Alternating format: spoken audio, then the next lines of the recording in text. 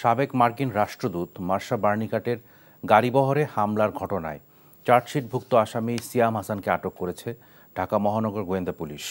সোমবার রাত 11:30টার দিকে রাজধানীর মোহাম্মদপুরের তাজমহল রোডের একটি বাসা থেকে তাকে গ্রেফতার করা হয়। ডিবি জানায়, গোপন সংবাদের ভিত্তিতে ডিএমপির ডিবি তেজগাঁও টিম মোহাম্মদপুরের ওই বাসায় অভিযান চালায়। 2018 সালে সাবেক মার্কিন রাষ্ট্রদূত মার্শা বার্নিকাটের গাড়িবহরে হামলা হয়। এ ঘটনায় দায়ের করা মামলায় চার্জশিটভুক্ত আসামি সিয়াম হাসান। উল্লেখ্য, সিয়াম সদ্য ছাত্র জনতার আন্দোলনে হত্যার ঘটনায় এজাহারভুক্ত আসামি। তার নামে আরও মামলা রয়েছে।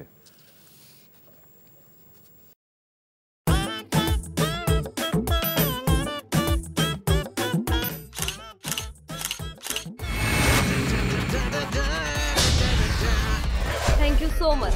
শুধু থ্যাঙ্কসই দিবেন আর কিছু দিবেন না? যদি দেওয়ার মতো হয় সো যে কোনো কিছু।